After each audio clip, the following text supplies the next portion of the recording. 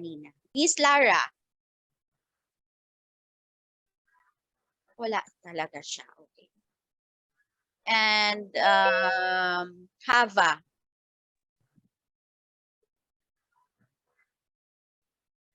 Miss Hava. So they are absent. Okay. Ma'am Cash, sino ngayong wala sa'yo, Ma'am Cash? Mr. De Castro? De Castro? Saan na siya? Wala pa din? Wala pa din. Okay. Nag-message siya kanina, nakapasok na daw siya sa Zoom, tapos nawala naman. Okay. Pero sa akin, wala talaga may nag-message or ano ba? Sige. Okay, sige. Good morning, everyone, please. Message us if you have concern kasi okay lang naman kung acceptable yung reason. Pero kung hindi, please give us an acceptable reason. Okay, let's start with our morning activity today. So let me share my screen.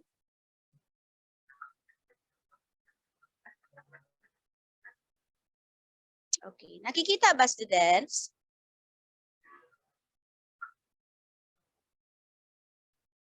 Everyone? Yes, po. Okay. Okay. Let's start with your family nursing care plan. So, this is very important in your rotation, this community health nursing, because gagawa tayo ng care plan sa family as a whole. Okay, so what is family nursing care plan? Someone can read this one. Please raise your hand or you can utilize the buttons there. Okay, Ms. Nemenzo.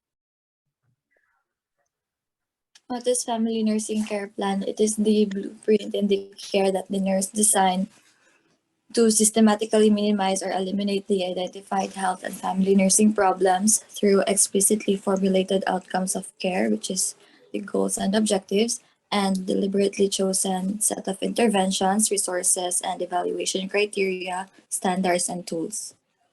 Okay, thank you for reading that definition. So yesterday I presented to you the sample of family nursing care plan. It is like a nursing care plan, but the difference is we deal with the family. It's not individual, but we deal with the family. So it is a blueprint. If we say blueprint, it is a plan or a design that we follow systematically. It means that it is step by step. Kung wala yung isang step, hindi siya magiging plan. Okay? So, we minimize and eliminate those problem na very important sa family or hindi siya kailangan bigyan ng attention. Yun. We eliminate and we minimize. And then, we formulate an outcome of care. It is like a nursing care plan. So if we identify the problem, we will do a goal and objectives. Goals and objective, how we can evaluate or implement, or we can help those family with those problem. Okay. Then after that, we will set intervention. So what are those nursing intervention that we can implement to those patients or to those family na kailangan ng ating services. Then after we implement, we will tackle all the resources we needed or we used during this nursing care plan. And then we evaluate. Kailangan talaga nating evaluate, not just like before na 1 week lang talaga kami doon sa community. You have 2 weeks here. So we have a chance to evaluate what we implemented or what are those health teachings na nabigay natin using some tools na kailangan. Later, I will already give you the family assessment guide. Later, Sir Julius will explain to you the typology, which is already also a tool for this nursing care plan. Okay, so just like the nursing care process, we have also a family nursing care process. You listen everyone ha, kasi we will give a quiz later. Then, we will not give these slides to all of you. So you should jot down note, or I know you can screenshot this one, but please listen. Okay, first step in making a nursing care plan. First is assessment. So in assessment, we are doing the assessment, how we can do the assessment. So we gather data about from our patients, kung ano yung mga nakita nating hindi tama or yung mga problema nila doon na present sa kanilang community or present within the family. So we do data collection and data analysis. Later, I will explain further about this one. Then after we gather data, the second one we will do is to define a problem or identify a problem or make a nursing diagnosis out of those data na collect natin. Then after the nursing diagnosis, we will do the planning. Okay, under this planning, we prioritize all the problems. In this community health nursing, we will ask you to identify 10 problems. Okay, you listen ha. 10 problems sa manuscript nyo, but you will prioritize only 5. Because may naman kayo sa group. Okay, 5 na nursing care plan. Yun ang ginawa nyo ng nursing care plan, yung 5 problems. But you will identify 10 problems, okay? Then, in planning, also we set goals and objectives for this. And also, we select nursing intervention. Later, I will explain further what is nursing intervention na kailangan ilagay doon sa inyong nursing care plan. Kasi I noticed from the nursing care plans noon ng mga students ko sa family nila, they are putting interventions na hindi naman kailangan ng family and hindi siya related sa problem. Parang, what's this? It is for the family or para lang sa ano nyo, sa requirement nyo. So we will teach you how to make an intervention. Then the implementation. Implementation is how you implement the health teaching. So it is based on your creativity. Creativity talaga. Kung anong gagawin nyo doon, magpapa-program ba kayo within the community or the family or magpapabigay kayo ng mga pamphlets.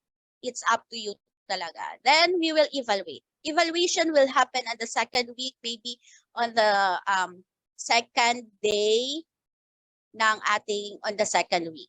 We will evaluate already what we have implemented sa kanilang community. Okay, so let's tackle the first process or the first step in nursing process, which is the assessment.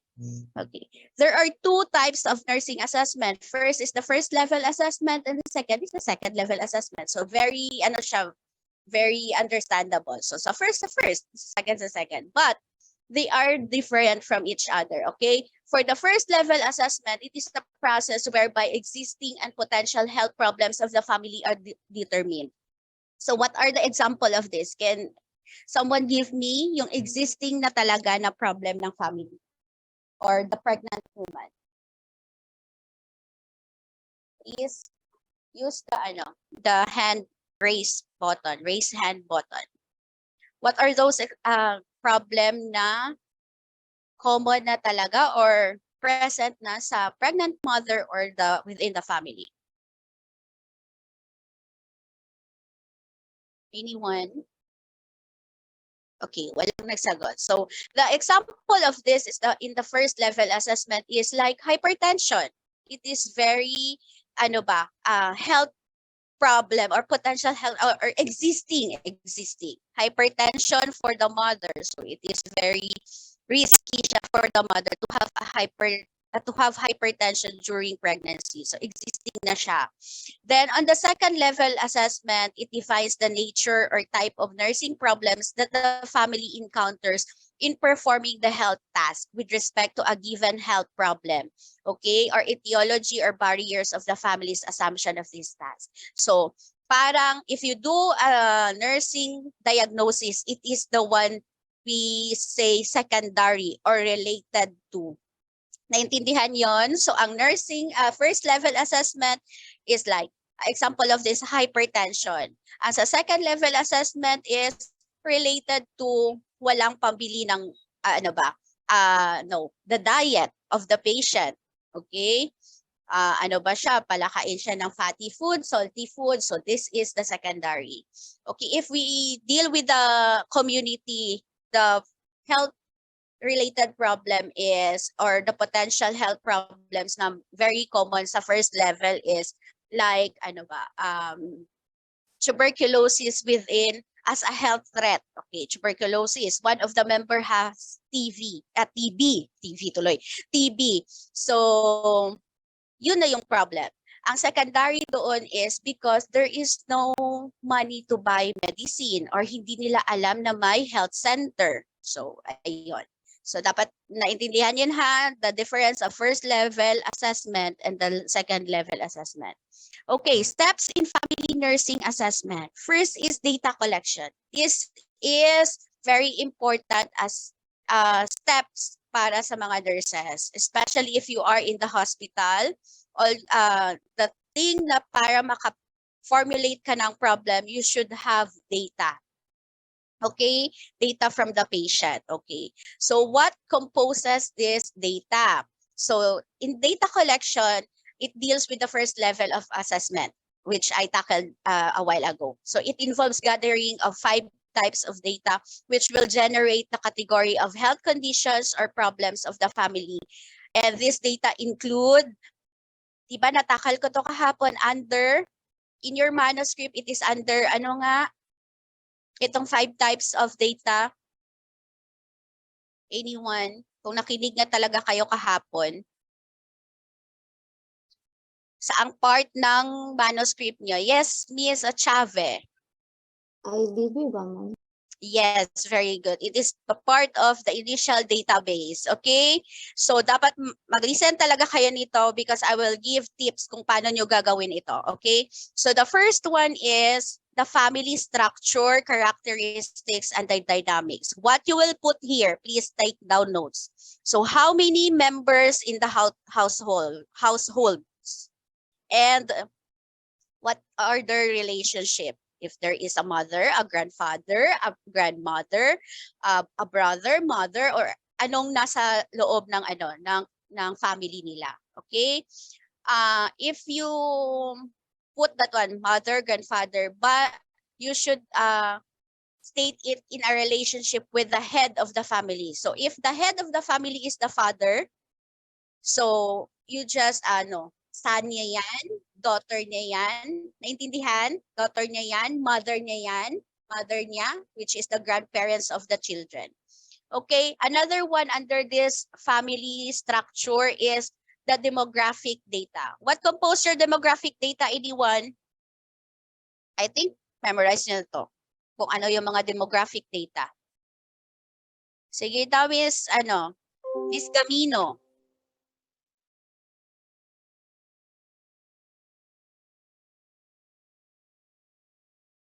Ayan, hindi kasi nakikinig. What composes your demographic data?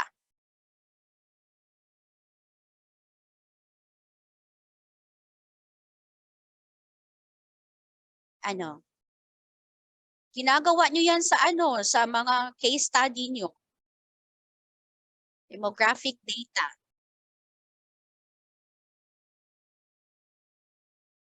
Okay, sige. Thank you for that honest answer. Okay, anyone from the group? Okay, Miss Fortuito. Fortuito po, ma'am. Fortuito, okay. Kailan po? Ano po, yung name, age, address, nationality, and etc. po. Okay, so demographic data, that is very good.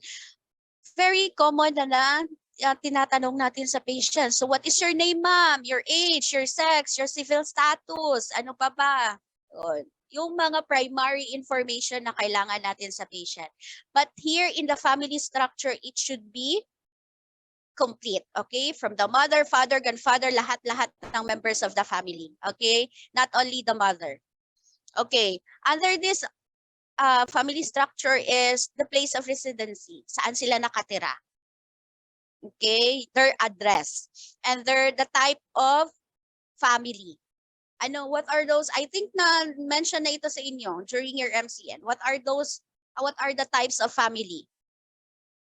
Can somebody give me one? Raise your hand lang. Type of family. Miss Amigleo. Patriarchal, matriarchal, Lawan lang gani akong gi-ask. Ay. Okay. Sige. So those are the patriarchal, matriarchal. Actually, nandun sa assessment guide nyo. Kung tiningnan nyo yon, nandun siya. Okay? If it is nuclear, extended, single parent, ano pa ba? Conjugal, ano pa ba? Same sex. Diba? There are families na ngayon na ganyan. Ang very common is the nuclear, which is it composed the mother, the father, and the children. But there are family talaga na iba na talaga. Extended, nandyan sila iisa. Different family in house, in one house. Ganyan. How about, okay.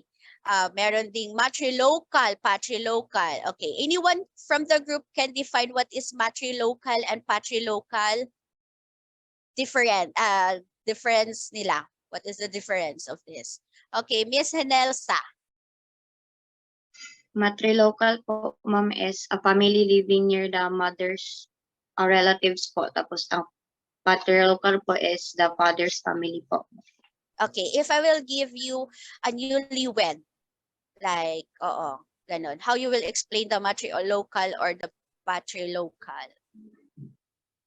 Newlywed po, ma'am, mag-ask po, ma'am, kung asan sila nakatira, ma'am. Meron pong Kung manre na matrilocal, local, yung bago po local. okay. Sige. Okay, if those couple is newlywed, then nakatira sila sa babae na side. Sa babae na side ha, sa wife. So that is matrilocal, yes. Okay. I appreciate the definition. It is right ha, right from Miss Henelsa. So kung ang newlywed is nakatira sa husband na na side, that is patrilocal. Naintindihan yung students? Okay, sige. That is very common na din yan ngayon kasi yung family na new nakatira sa lalaki na side, ganyan. Diba? Mayroon din sa babae na side nakatira. Okay. Another one is, ano pa ba? Yung mga characteristics ng family. Okay, the family characteristics of each member. Okay, let's proceed to the number 1, socio-economic. So what composes this one? I already discussed this yesterday. Anyone from the group? Anong ilalagay sa socio-economic and cultural characteristics? Wala may nakinig sa akin kahapon. Okay, Mr. Iwaw. Yung source of income, ma'am. Okay. That's one. Another one. Okay, Miss Son. Occupation po, ma'am. Ano? Occupation po. Occupation. Very good. Another one. Miss Gonzaga. Education po. Education. Okay, sige. So, those are part of your socio-economic status and your cultural characteristics. If you say kasi socio-economic, it means na pera ang pinag-uusapan natin dito. Okay? Na nag-evolve sa ating family. Okay? So, we will ask the family about their income. Okay? And income generating na mga mga activities or nagatrabaho ba sila or they have businesses within the family, then we should specify also the monthly gross or the monthly gross of each individual na working. Okay? So kung working ang mama, ang papa, we will separate their income. Then we will total all the income within the family. Okay, another one is the occupation of each family member. Baka yung may anak na sila na working, so we will put that one. Another one, educational attainment. Ano yung pinaka-highest na attainment na educational attainment ng each member of the family? Okay, wag na ilagay na kapag ang mama is nakagraduate ng elementary, wag niya na ilagay kung ano na lang yung pinakamataas. Like, if mama is nakagraduate ng masteral, oh, proud kayo si mama, naka-masteral siya. So, we will put that one. Okay, another one is, for the cultural characteristic, we will put here what? The religion of the family. If they are Islam ba, Baptist ba sila, Catholic ba sila? Okay? And ano pa ba ilalagay natin dito? Ethnic background. Kung ano sila ba? Ilonggo ba sila? They are part of the Bilaan groups? Or the ano ba? Yun ganun ha? You list down that everyone sa ano nyo. Then cultural characteristics. Ano yung mga culture na common sa kanila? Like sa Islam, di ba? They have cultures na yung family, if you can sustain or you can give life sa ilang wife mo, it's okay. Di ba? Culture yan nila na pwede ka mag-asawa ng ilan basta ma-sustain mo lang yung yung pangangailangan ng family mo. Okay, that is their culture. Okay, let's proceed to the next one. Home and environment. Okay? Anyone from the group can give me anong under dito sa home and environment? I discussed this yesterday also.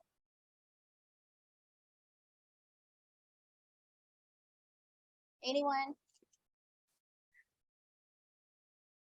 Miss Kalunsag. Yung mga ventilation, ma'am, like paano po kunin yung total floor area, ma'am? Okay, that's one. Another. Miss Amicleo. Water supply, ma'am, and then Okay, very good. yung facilities nila, ma'am.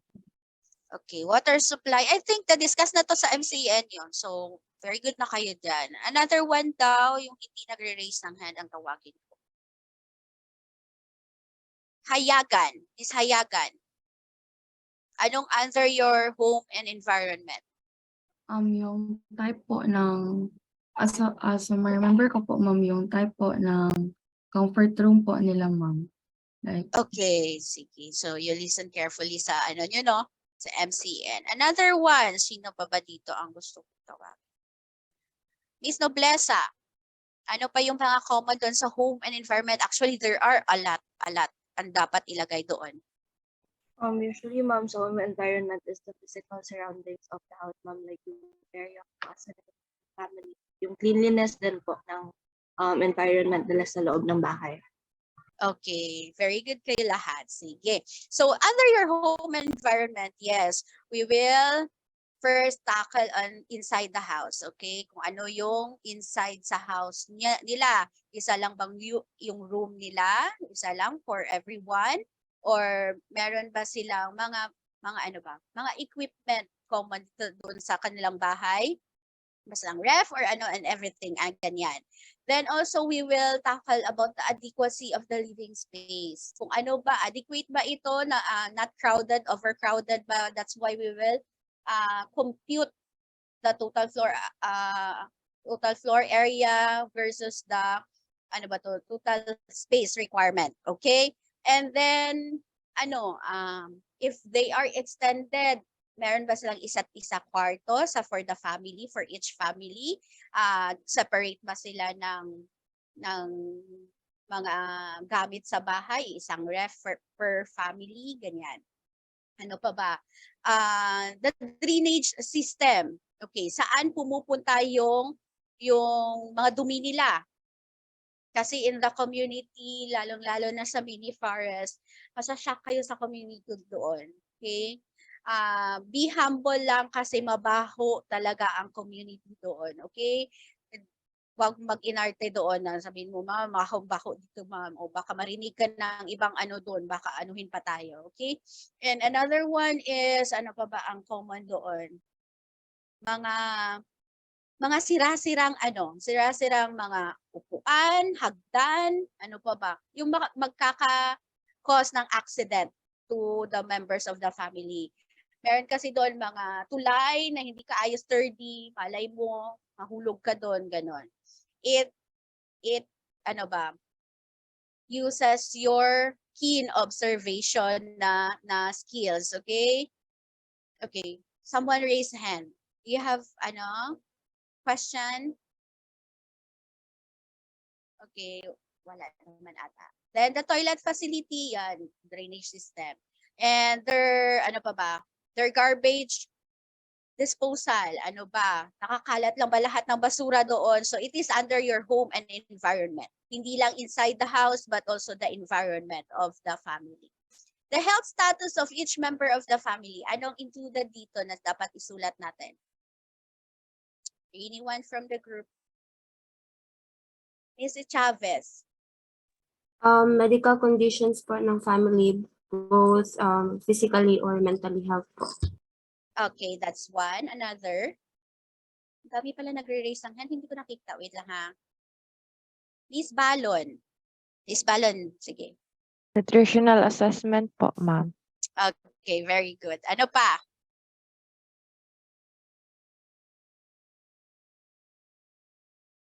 Sino na ba naka-CHN dito?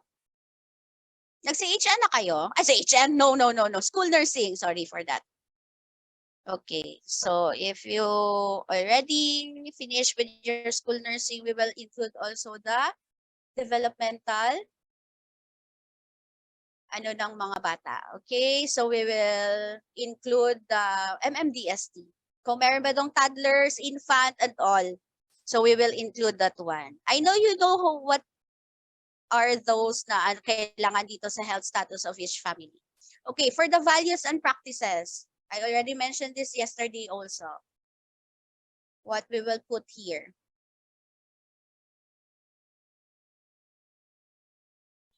Dami na nag-raise. Wait lang ha. Hindi ko makita eh. Kambarihan. Yung family developmental task po, ma'am, tapos yung mga genogram and eco map. Dyan natin ilagay sa values, habits, and practices.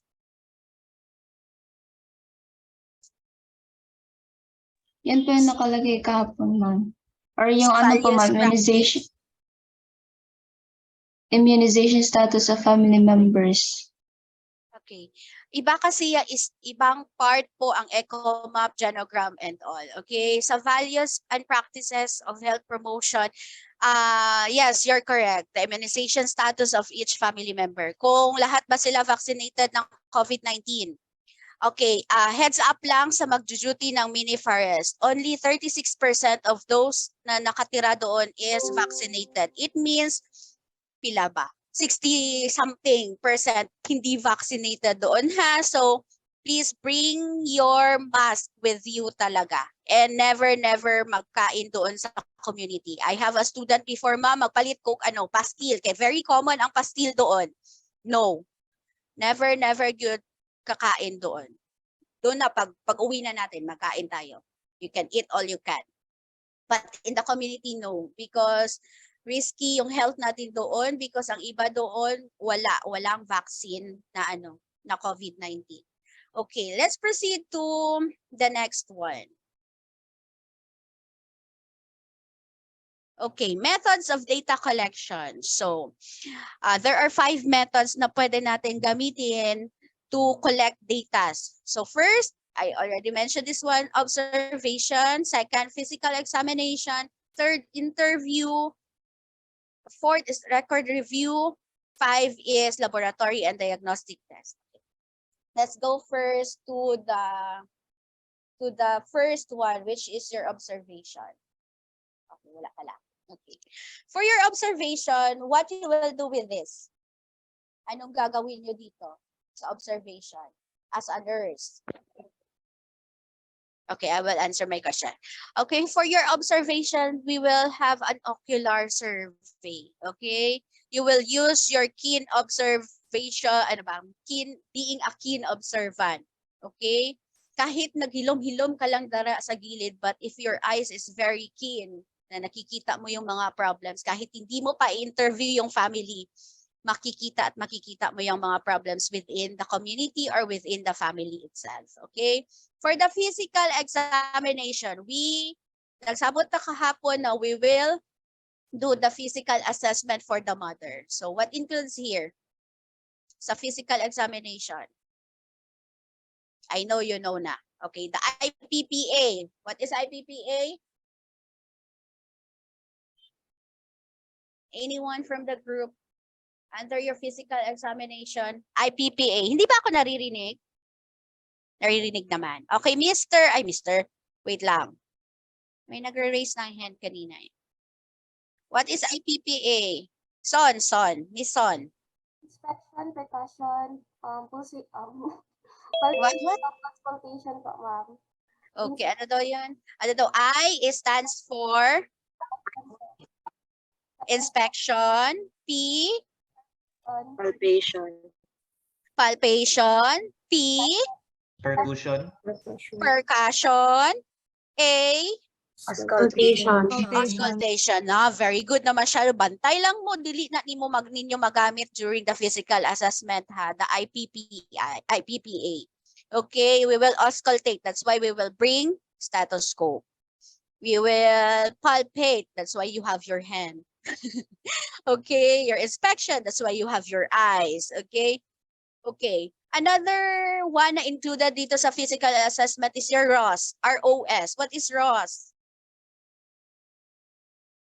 Anyone? ROS.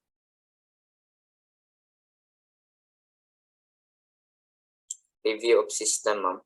Very good. Your review of system. Okay, we will assess the patient cephalocaudal assessment from head to toe. Lahat ng system ng body niya, we will include that one. Okay? I know you know that already. For the interview, which is very important during our home visit. We will home visit. Magpunta talaga tayo sa bahay ng ating client. Interview, okay. In this interview, we will use your communication skills na napansin ko hindi na masyadong common ngayon sa mga students. When I was in level 4, pagdating sa harap ng patient, wala nang masasabi. Ayun na, tama yan si Sir Julius kahapon. Cricket na lang ang naririnig ko. Krr na lang. Okay? Wala nang masasabi doon. Okay. You study about open-ended questioning. Okay? Yung mga question na parang nagchika ka sa imuhang friend. Diba? Like, for example, ito, personal lang. Or unsa ba? Common sa mga teenager ngayon. Okay? Nag-break me sa akong boyfriend. Okay. So you will tackle all why nag-break kayo, ganyan, anong ginawa, anong ganyan, anong ganyan. Hindi na you will jump from one question to another question. Example of that na you will jump from one question to another question. Nag-break me sa ako ang boyfriend.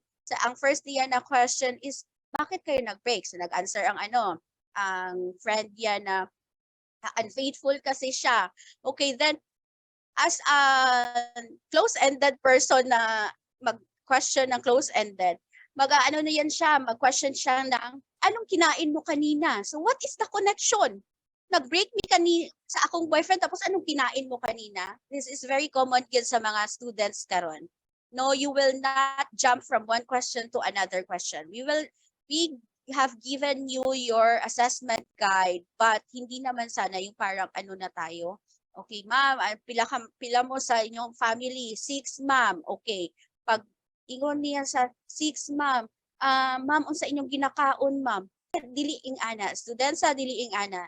Don't jump from one question to one question. You should broaden or your question. Ma'am, pila mo sa member of the family? Tapos, ma'am, this 6 member, ma'am, ano po siya? My mother, my father, Yun ganon. Hindi tayo mag-jump-jump. Okay? Sige lang. Per group, I will go with you para malaman ko kung sino yung maganda ang communication skills. Marami namang magaganda yung mga communication skills but I experienced before sa mga students ko as in nag-excel talaga siya because of that skills niya. You know? I hope and I pray na sana meron din ako sa mga groups ko na ganito. Okay, record review. What includes here sa record review nyo? Sige daw, anyone? Record review. Okay, Miss Barraquero. Laboratory or diagnostic tests po, mga clinical records. Okay.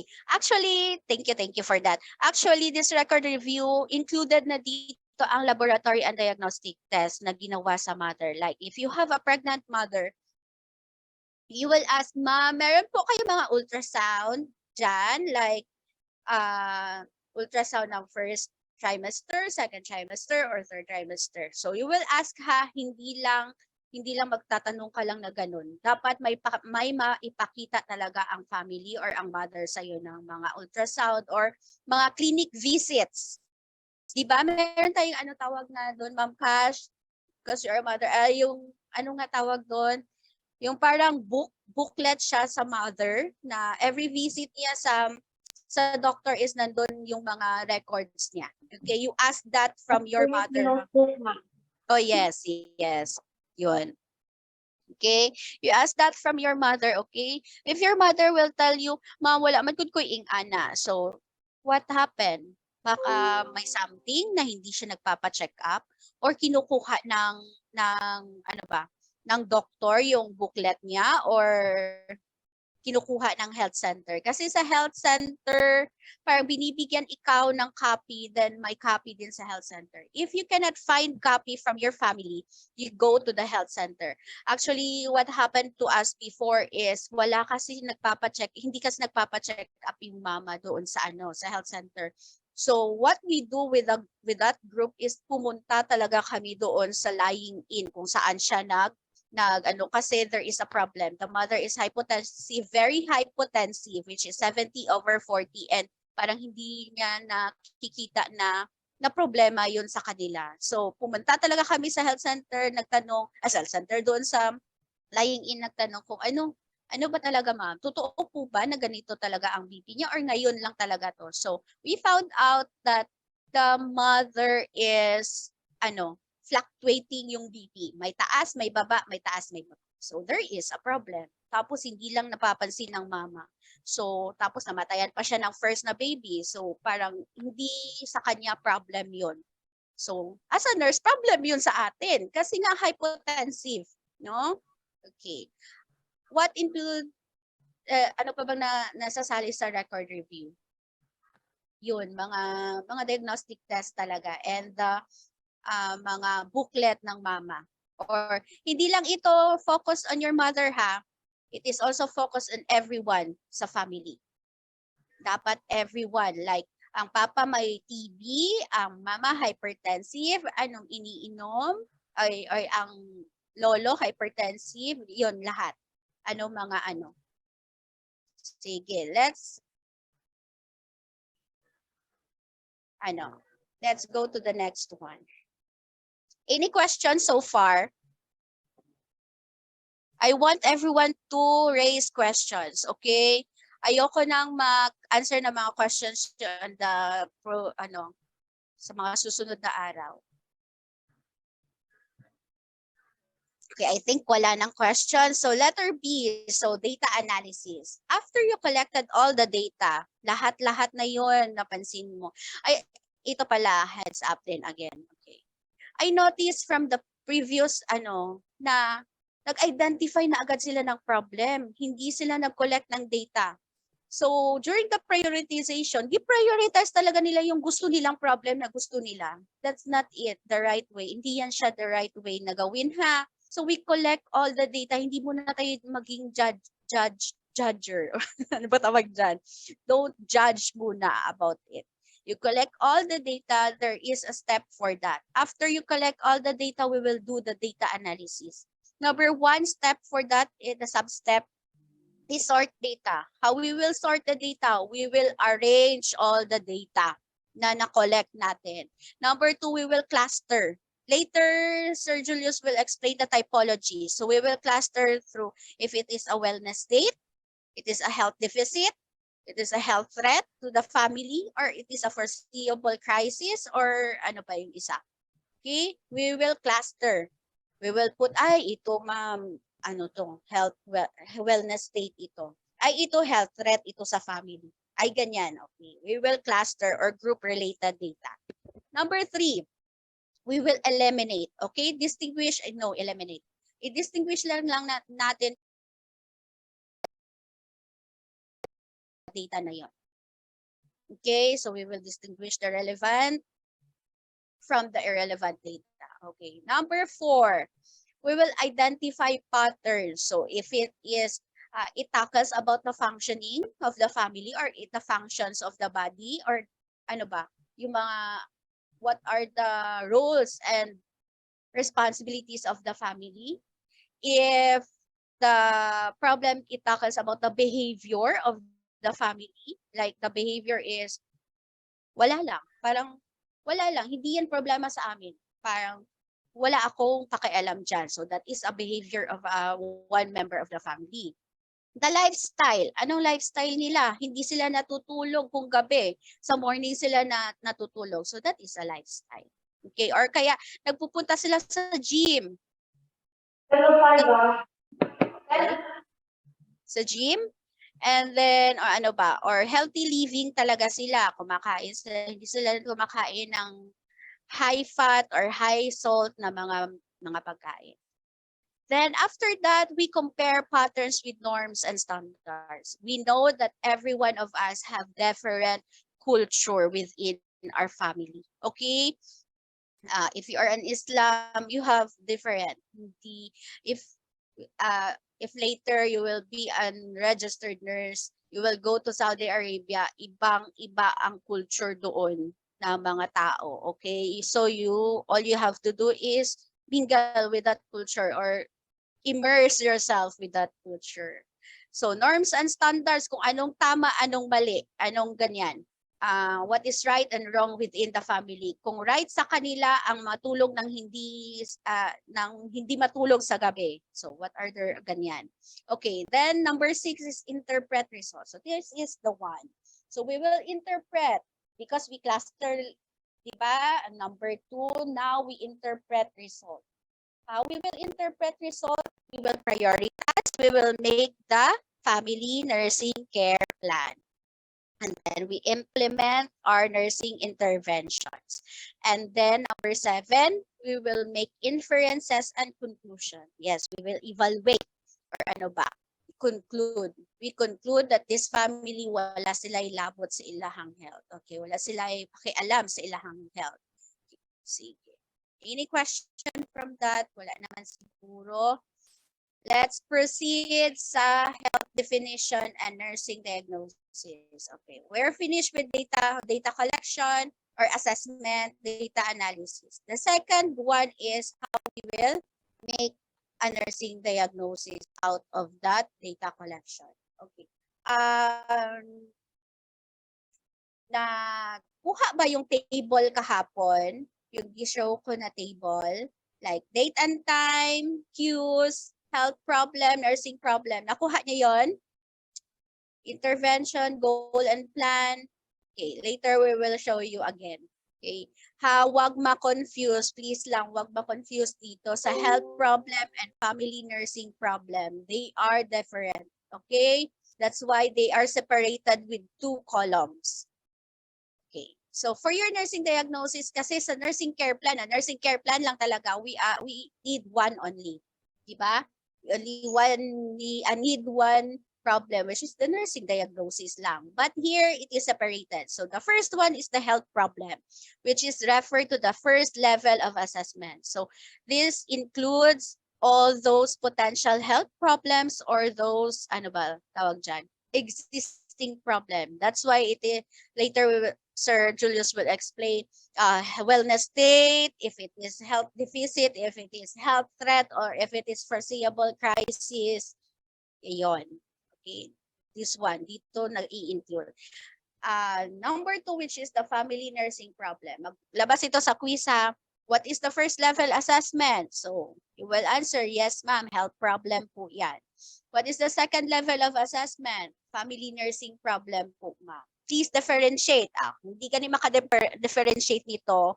Ako si Unjud na ako. Okay? Sige. Second is family nursing problem. So refer to the second level assessment. So yun nga, sinabi ko kanina, which is the related to anong yung factors na nakapa-worse pa talaga sa problem na yan. Like nga yun, na yung TB, tuberculosis, naging worse siya kasi walang pambiling, number 2, walang pambiling medication or kaya hindi pumupunta sa health center, busy po kami ma'am, hindi po namin nakikita yan na problem ma'am. Okay. That is under your family nursing problem, is related to. So we will later, si Sir Julius will explain the tool, which is the typology of family problems. Okay. Sige. Okay, next, after we identified the nursing diagnosis, we will do the planning. Okay, yesterday I told you the difference of goal from objective. Okay, your goal is the general statement of the condition or state to be brought about by specific course of action. So the general statement po yan. Okay? It is not specific. If you say specific, it is A, B, C, D. Very specific. We will use the SMART one. Ano nga yung SMART? Anyone? Ayoko na kay Miss Henelsa. Always na lang yan siya nag-raise ng hand. Ayoko din kay Miss Gonzaga, kay Miss Chavez. Ayoko na niyan sa kanila. Okay, Mr. Roja. What is SMART? Specific po, ma'am, measurable, achievable, or attainable, relevant, and time-bound po. Okay.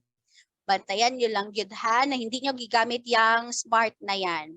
Kasi until your 4th year level, you will use that one, the SMART one, when you are constructing your goals and objectives sa iyong patient. Okay?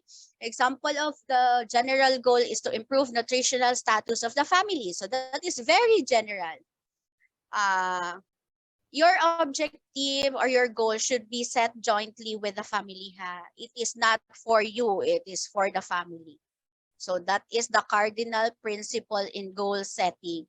Goal must be set jointly with the family. Hindi yun sa'yo. Kaya kapag maglagay ka, the student nurses will be able to get the data of the patient. Is that relevant to your family? No, hindi yan relevant sa kanila. It should be relevant to your family. Kasi napunta tayo doon to help them. Okay, not you. Not you as a requirement, as a student nurse, not you. Okay? Wait lang, I will call the attention of Mr. Balabis. Mr. Balabis, are you around? You're not opening your camera.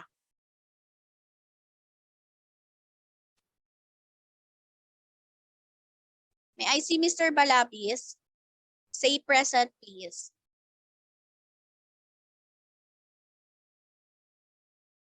Mr. Balabis.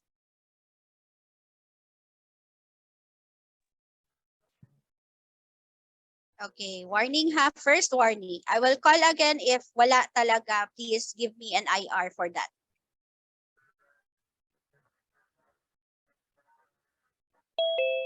Anyone na nag-text Mr. Balabis or may message si Mr. Balabis? Ma'am Cash, ano ba siya? Open siya? Ay, nandyan siya sa Zoom? Hindi ko nakikita eh. May background lang po, ma'am, yan. Wala po. Ma'am, nag-message po ako, ma'am. Saan ang message mo dito? I cannot read your message sa cellphone. Okay, I am doing the lecture. You message me here. Or hindi nga ako makakaano niyan. Oo. Okay, this is the the rules and regulation. If you cannot, I didn't see your message or hindi ko na-replyan. Please message the other CI kasi ako ang nagsasalita, hindi ako makaka-multitask, okay? Hindi ako makaka-multitask, hindi ko mababasa yan lahat. If you have concern, please message the other CIs. Sige, let's proceed. Okay, let's go. So the cardinal principle in goal setting is you should set jointly to the with the family. Okay, for the objective, it is referred to more specific statement of the desired result or outcomes of care. So yun na nga sinabi specific, A, B, C, D. So, your goal is to, ano nga yung goal mo kanina, general, improve the nutritional status of the family kasi nakita mo na ang BMI ng family or each member of the family is not normal. Wala siya sa within the normal limits. So what you will do with that to improve the nutritional status?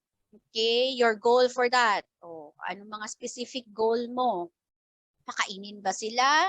Explain to them what, ano ba? The importance of being healthy or ano ba? Explain to them na enough na pagkain dapat ang pinapakain sa mga anak or ano ganyan. So that is your specific objective, what you will do. More specific objective, the easier is the evaluation of their attainment. So if you put a more specific objective, magre-reflect kasi yan sa evaluation mo.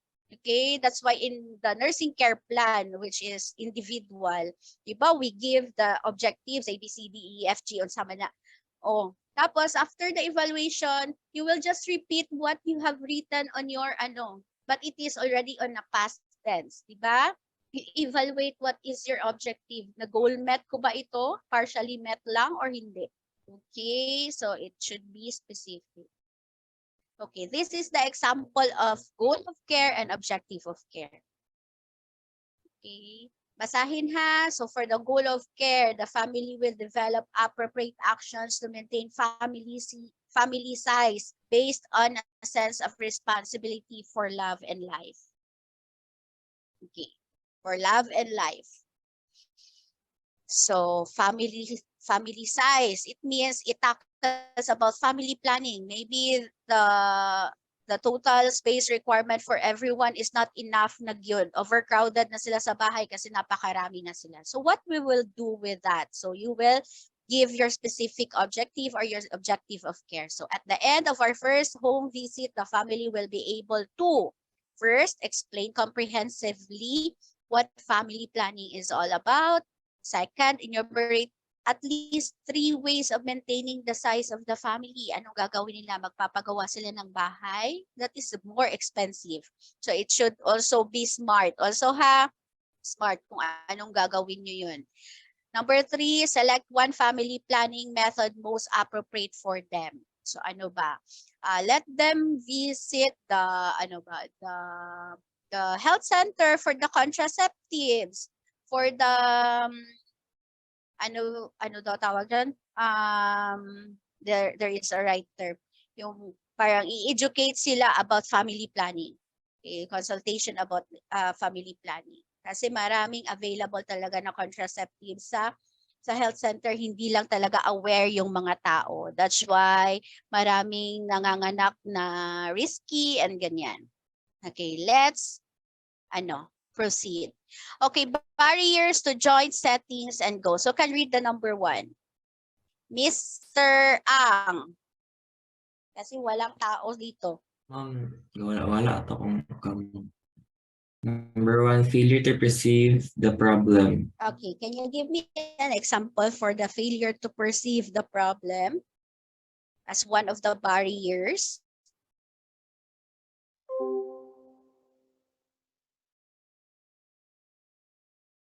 Ako may isip mo. Okay, sige. Another one na mga na student can give an example to failure to perceive the problem.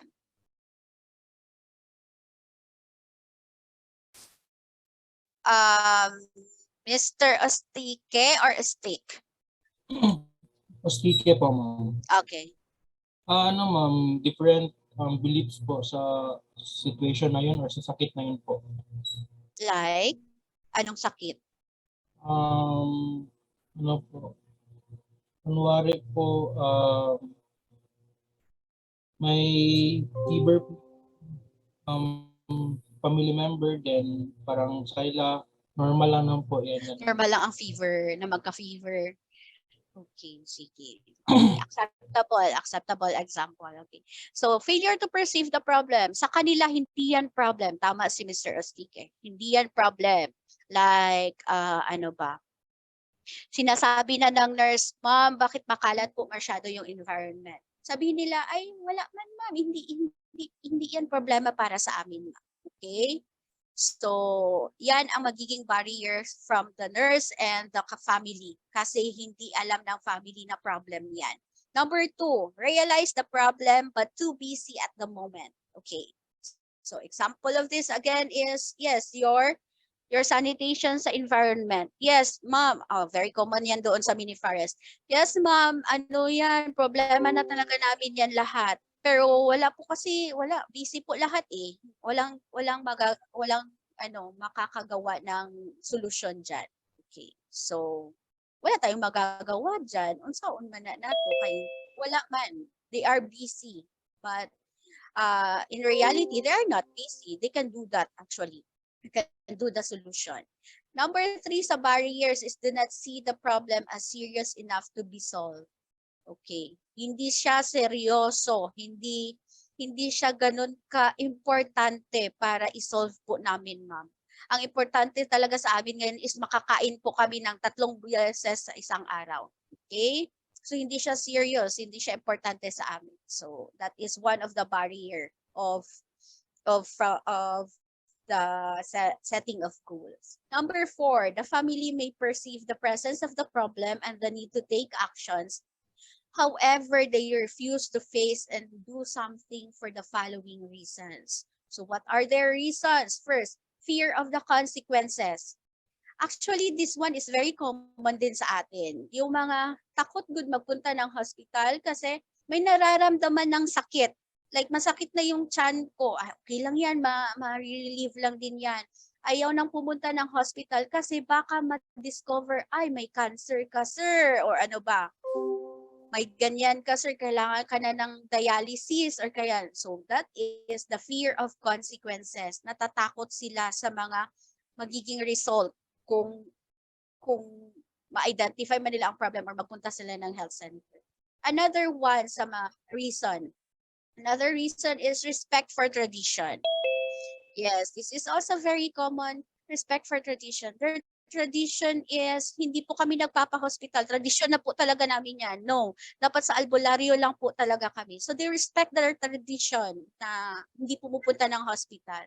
Nakikita nila ang problem, na it is very important na problem, pero because of the tradition, they will not do that.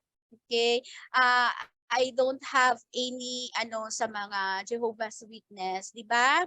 What is common sa mga Jehovah's? Sino bang mga Jehovah's dito? May I know kung meron?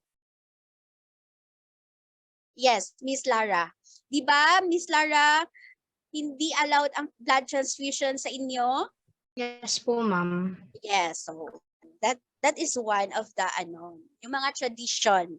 Yes, ganyan. So they will not allow blood transfusion for those patients. Okay? So number 3 po is failure to perceive the benefits. Okay? Hindi namin nakikita ang benepisyo po sa pagpunta ng hospital. Kaya naman namin yan sa albularyo. Bakit pa kami magpupunta ng hospital? So, hindi sa kanila importante yon. Walang benepisyo ang pagpunta ng hospital or ng health center. Another one, failure to relate actions with family's goal. Sige daw. Explain this one. Failure to relate actions with family's goal. Anyone from the group?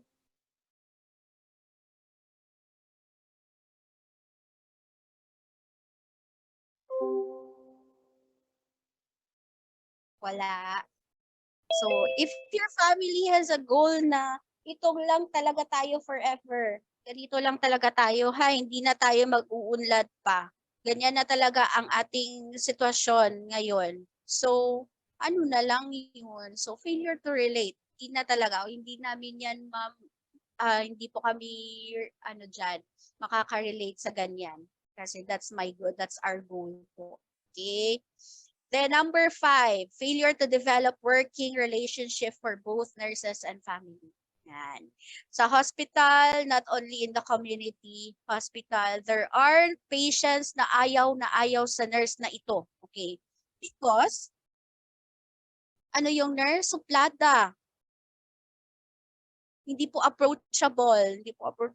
Hindi po nagsasalita. Magpunta lang po siya dito para mag-BS. Hindi pa din nag-explain na mag-BS po ako, sir. Hindi, mag-BP lang agad. So, what happened to your working relationship with the nurse and the patient? Your nurse-patient relationship? Wala. So, failure to develop working relationship. Or there are patients na very hard-headed or family na, ano ba tawag dyan? Sinaseparate yung self from the health workers. Ay, ayoko niyan, ma'am. Ayoko niyan, ma'am. Ayoko. Hindi, ayoko, ma'am. Ma'am, may vaccination po tayo doon sa health center. Punta po kayo. Ay, ayoko, ma'am. Ayoko po. Doon. So they are separating themselves from the benefits of going to the health center. Sige. Matatapos natin to. Actually, marami pa kasi eh. So we will go to your prioritization. Okay. This one we will compute ha. You listen carefully. So we will prioritize your problem. Di ba I ask you to identify 10 problems? Medyo madami-dami yan siya, pero I think marami talagang problems doon sa community. But you will prioritize only 5. You prioritize, you compute all of that problems. Then you will just select the top 5 of the problems. Okay? And you will make an FNCP out of that 5. Okay? Wala na may magtatanong sa akin, ma'am, mag-identify po kami ng ilang problema po, ma'am. Wala na ha? It should be 10 problems, but you will prioritize 5. Okay. So, in prioritizing health problems, number 1, letter A.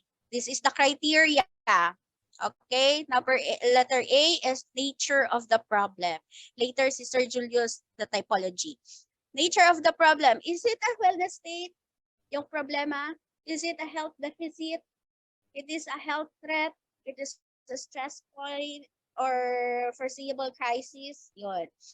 Each of that wellness state, yung 4, meron yan silang mga numbers or mga grading system. Mga grade each of that level. Okay? Later, I will show you the computation. Number 2 criteria for your prioritization is the modifiability of the problem. Okay, from the word modifiable, ma-change po ba yan na problem? Okay? Or mag-improve pa ba yan na problem? So, modifiability of the problem, probability of success. Maging successful ba itong aking i-implement ng mga nursing interventions? In enhancing the wellness state, improving condition, minimizing, alleviating, or total eradicating the problem. Totally eradicating the problem. So yun.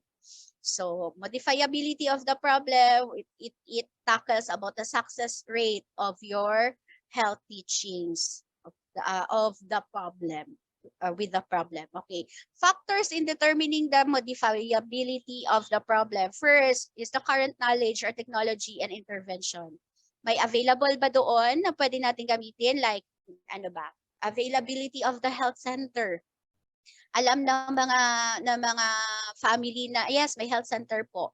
Okay, availability of the equipments. May BP app po ba dito? Like if you have patient na may hypertension or hypotension, may BP app po? Yes, available po yung BP app. So, one of the factors yan in identifying the modifiability of the problem. Number 1, resources of the family. Enough ba ang resources ng family for a change? For a change of this? Enough ba? May budget ba for this? Ganyan. Resources of the nurse. That's why it is very important na may resources. It tackles, di ba sa nursing care plan natin may column doon resources. That's why tinatakal din dito because it can affect the modifiability of the problem. So, if the nurse explain all of the health teachings with the use of the Manila paper, of the PowerPoint, o ano ba dyan. Pero we discourage you to bring gadgets, laptops, no muna. If you can write, I know may mga magagandang magsulat dyan. Write it in a Manila paper or you print it with, hindi naman sa Manila paper, maubos ang ink nun. You print it on a pamphlet or brochure. So, the resources of the nurse. Very good si nurse. And the resources of the community, which is the health center. Yun nga, health center. Okay. Another criteria is the preventive potential. If we say preventive potential, it is the severity or the gaano kalala yung problema na to. Okay? Gaano kalala, gaano ka-importante na dapat i-solve talaga natin to in that day or in that week. Okay? So, preventive potential, nature, and magnitude. Yun. Magnitude. If we say magnitude, gaano kalala of the future problems that can be minimized na pwede natin naman i-lessen yung problema or totally prevented if intervention is done. Okay. For the scoring of preventive potential, we score it through this. But later I will explain later with the table. Okay, the gravity or the severity of the problem. Yan nga, gano'n kalala. The duration of the problem, kailan pa ito nag-start, ma'am, ang problema na ito? Ay, ma'am, 2 years na po yung problema namin. Wala po talagang naggagawa ng solusyon. Okay, so na siya, mahaba na problema. So, kailangan na talaga ng action yan. Current management, yan. Politicians, the health centers, ano ba, magaling ba ang leaders doon? Or approachable ba ang mga leaders doon? Ganyan. Or meron ba kayong kapitan ba na? Kapitan in a community na very very community, naga-involve talaga sa community. That's it. So, and exposure of high risk groups. Yun. Who are those high risk groups? Give me an example. 1, yung mga high risk sa family.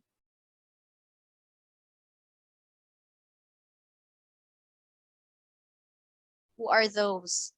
Mga high risk. High risk groups. Paano makita yung naka-high risk na yan? Wait lang ha.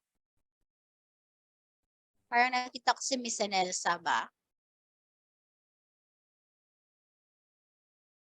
Sige daw. Okay, I will not ask someone who is raising their hand. Okay, Miss Dula. Who are those family member na high risk? If family member po, I believe they are infants and elderly. Okay.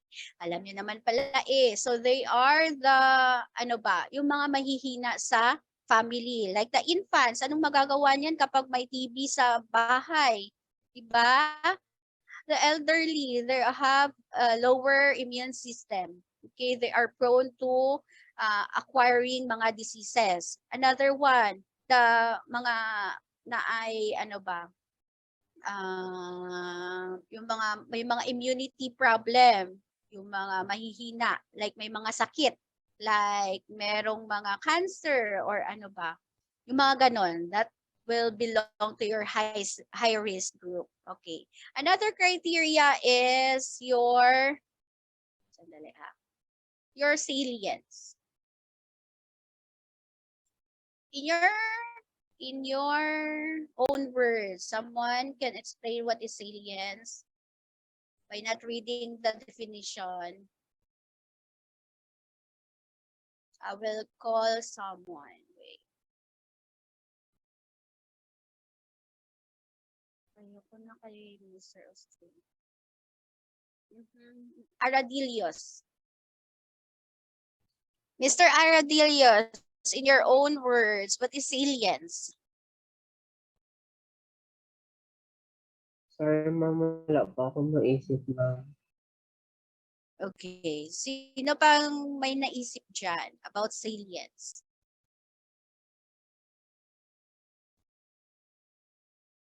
Okay, basahin niyo na lang yung definition in your own words. Longgakit.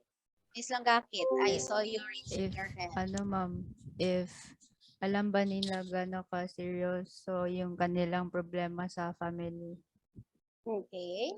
Okay. From the word seryoso, yes. It refers to the family's perception. Yung kanilang pagkakaalam sa problema na yan. Seryoso ba sila dyan or hindi? Like, the, ano ba, like there is, always naman itong gina-example, there is someone na may tuberculosis sa bahay. Ano, seryoso ba yan sa kanila or hindi? Eh ma'am, hindi po, wala kami pakialam po kung may TB yan ma'am. Kasi nag-test naman yan siya, negative naman. So, hindi po kami mahahawa. Okay. So, it refers to your family's perception and evaluation of the condition of the problem for the seriousness or kailangan ba siyang i-solve agad. So, this is the criteria and how you will compute. So, for the nature of the problem, which is the first criteria, wellness state, it graded number 3. So, kung yung problem mo is a wellness state, number 3 ang ilagay mo. Health deficit, number 3. Why is it that wellness state and health deficit is the highest score? Bakit kaya 3 sila? Hindi pwede na ang health threat ang 3. Okay. Sino pa dyan nag-erase? Miss paano nga ito i-pronounce name mo? Fortuito po, ma'am. Okay, sige. Kasi yan po yung existing, ma'am. Yan yung tangible. Yan yung need na immediate ma-solve. Okay, very good. So, yan na yung presence sa person talaga. Okay? If your mama is hypertensive, kailangan isolve yan agad. Okay? This is a health deficit. Hypertension is a health deficit talaga yan siya. So, kailangan yan siya isolve agad kasi magiging risky ang lahat. Risky ang baby, maging risky ang family because of the problem. Paano kung ma-hospital si mama? We need a big money for that.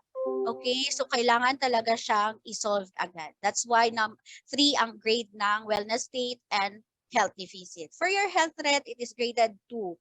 And your foreseeable crisis, 1 only. Because stress point and foreseeable crisis, what is the example of foreseeable crisis? Number 1, ay mag-eskwela na si Junjun. So, 5 years old na siya, mag-start na siya o preschool. So, that is a foreseeable crisis. Saan po kami kukuha ng panggastos para sa kanyang pag-aaral? Saan po kami kukuha ng pamasahe papunta sa school? So, that is foreseeable crisis. Okay? Number 2 criteria is modifiability of the problem or condition. So, it is graded 210. If it is easily modifiable, madali lang siya na i-modify. Madali lang siya i-solve a problem. So, you grade that 2. Okay? It is from the perception of the nurse and the family, ha? You join closely with the family. Okay. Partially modifiable, medyo hindi masyado pero kung mag-go talaga ang family, masosolve po yan. So, there is parang hesitancy pa sa family. So, that is partially modifiable. And 1 is not modifiable. Hindi na talaga masosolve. Okay? Kasi nandyan na yan eh. Matagal na yan na problema namin, pero wala talagang may nagsusolve. So, not modifiable. And another one is like, ano ba yung mga sakit na hindi talaga masyadong ma-modify? Okay, like cancer siguro, cancer, di ba? It will just, nandyan na siya, hindi na siya ma-modify. Pero there are cancers kasi na treatable, ma-treat talaga siya. Magbalik talaga ang tao sa normal, well-being. Okay, number 3, preventive potential. So, it is graded from high, moderate, and low. Okay. So, preventive potential. 3, 2, 1. High, 3, moderate, low, 2, and low 1. Salience, ito, is graded through this, yung tatlo sa ilalim niya, the scale. So, condition or problem needing immediate attention, 2 yan score dyan. A condition or problem not needing immediate attention, hindi yan importante sa amin masyado, pero nakikita namin ang problema. And doon sa 0 na score is not perceived as a problem. Okay. Each criteria have weighted score. Okay. So for the nature of the problem is weighted as 1. Modifiability weighted score or the weight of score is 2. Okay, sa preventive 1 and sa salience is 1. I will teach you how to solve this one. That is the scoring. So, you decide on the score for each of the criteria. For example, you have, yes, this is a health deficit for the nature of the problem. 3. Lagay mo muna 3. Then you divide the score by the highest possible score and multiply by the weight.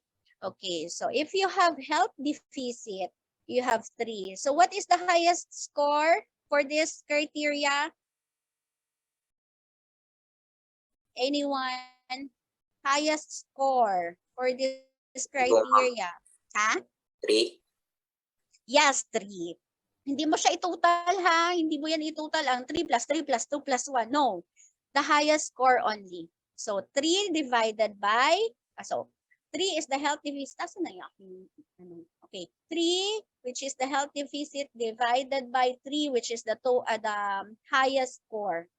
Then times the weight, 1. So that is your score for that criteria. Nagets po yon? Okay. Nagets no? Then, after you graded or you score all the criteria, the nature of the problem, the modifiability, the preventive, and the salience, you total the score. Okay, you sum up all the scores of all criteria, and the highest 5 is equal, the highest score is 5, okay? 5. Magka-come up kayo niyan sa highest score na 5. Merong 4.4, 4 and a half, 4 and 2/3, 4 and ganyan. 5, 3, ganyan. So, if you come up with the total score, you identify the first 5. Naintindihan po? Okay. I think naintindihan ha. Wala nang mag-question yan sa akin. So, you identify the first 5. I will give you an example. So, prioritization. So, family size beyond what family resources can adequately provide. So, for the nature of the problem, that is a health deficit, health threat. So, what is the score of health threat?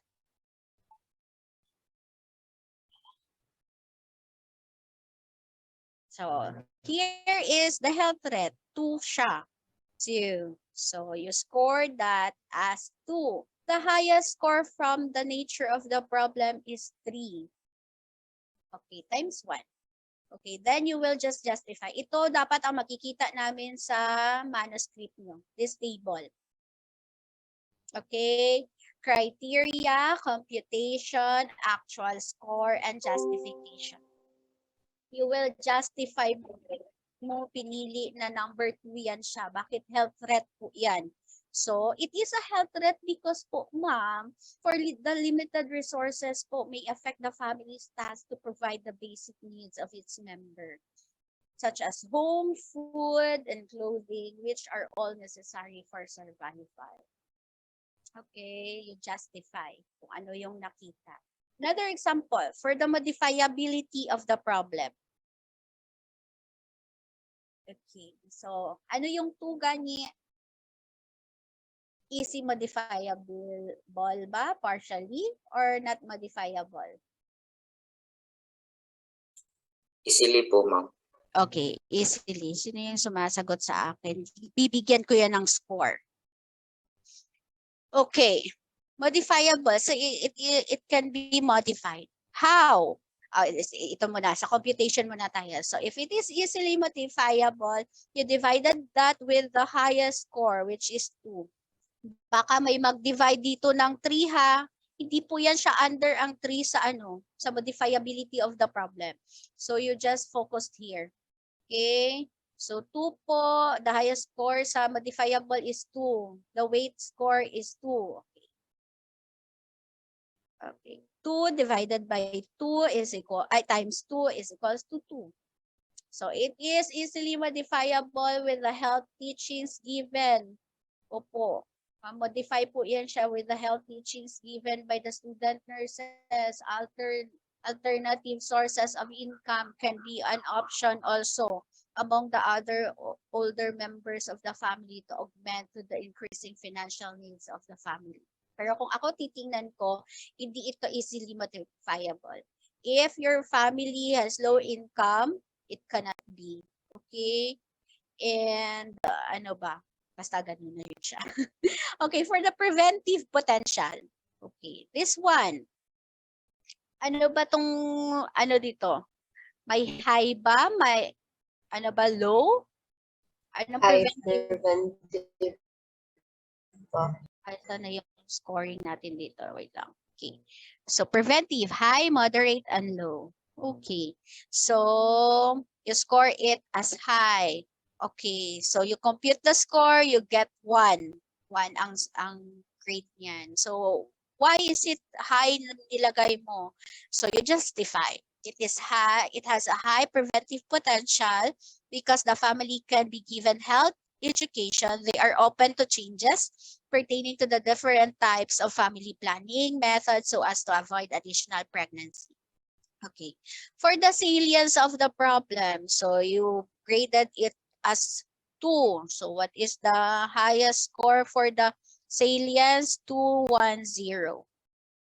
Okay, so the family perceive it as a problem needing attention. Pero meron talagang family na hindi yan namin problema, ma'am, kasi yung aming goal po sa family namin is go and multiply. Okay, paramihan po kami ng family member.